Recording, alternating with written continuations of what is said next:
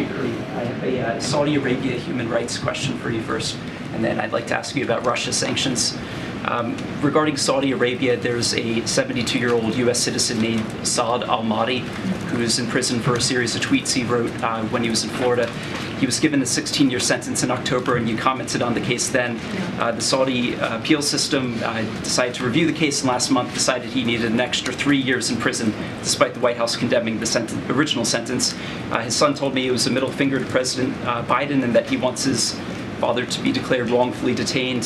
There's been some bipartisan reaction to this. Congresswoman Ilhan Omar told me that it's, quote, atrocious and unbecoming for the Biden administration not to declare him wrongfully detained.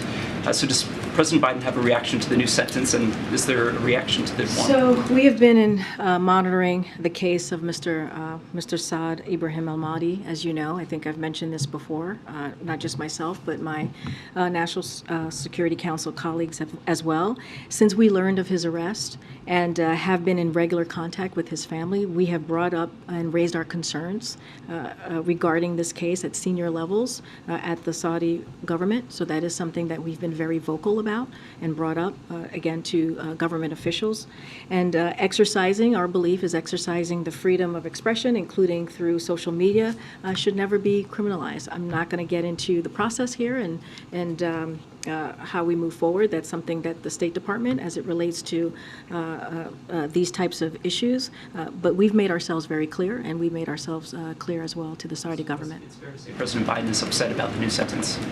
What I can say is that we have raised our concerns and have spoken to this particular individual a couple of times from this podium. Regarding Russia's sanctions, I'm wondering if you could share the reason why President Biden hasn't sanctioned the Russian billionaires Vladimir Yevtushenkov and Yelena Baturina. How is he handling the conflict of interest there, given his son was a business associate of these two people? And can you confirm that as sitting vice president, he dined with Baturina in Georgetown? I'm just not speaking to anything that's related to his son from here. If you want to ask a question about Hunter Biden specifically, I would refer you to his family.